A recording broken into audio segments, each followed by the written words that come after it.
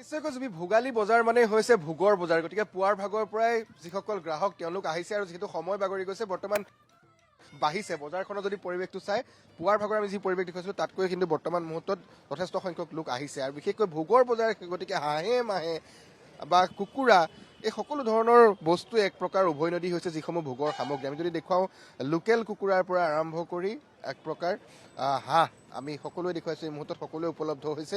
হাঁহৰ যোৰা আজি তাৰিখত যদি উৰুকাৰ বজাৰত আমি খবৰ লৈছোঁ যি তেওঁলোকে দাম কৈছে, উৰুকাৰ বজাৰত হাঁহৰ যোৰা আজি তাৰিখত 1600 টকাৰ পৰা 1800 টকা বেলতলা বজাৰত। তাৰ সমান্তৰালকৈ যি মুৰ্গী আছে সেই মুৰ্গীও আজি তাৰিখত দাম প্ৰায় কিলোত 800 টকা। গতিকে কিছু দামৰ তাৰতম্য হৈছে কাৰণ ভোগৰ বজাৰ, গতিকে ৰাইজে যিহেতু নিশাৰ সাজটোৰ বাবে সকলোৱে যোগাৰ কৰে, গতিকে পুৱাৰ ভাগতে দেখা পোৱা গৈছে বজাৰত বিভিন্ন ধৰণৰ সেই ভোগৰ সামগ্ৰী উপলব্ধ হৈছে। সেয়া লাগিলে মাংসই হওক বা মাছেই হওক, বিভিন্ন প্ৰান্তৰ পৰা আমি যিহেতু মাছৰ পৰিৱেশ দেখুৱাই আছোঁ তাৰ সমান্তৰালকৈ আমি কিছু মাংসৰ দোকানৰো কিছু খবৰ বা পৰিৱেশ জানিবলৈ যত্ন কৰিম, কিছু কথা পাতিবলৈ যত্ন কৰিম ব্যৱসায়ীসকলৰ লগত। অকণমান দাদা দামটো জানিবলৈ যত্ন কৰিম। হাঁহ কেনেকৈ দি আছে অকণমান জানিম, হাঁহ কেনেকৈ দি আছে? আপনার গোটা 700 টাকা, কাটা মাংস ললি কেজি 700 টাকা। আৰু হেৰি মুৰ্গী মুৰগি ব্ৰয়লাৰ 180 টাকা, কাটাটো 280 টাকা। অহা নাই? লোকেল আহিছে, গাঁৱৰ পৰা আহিছে, লোকেল 500 টাকা কেজি, 500 টাকা হয়।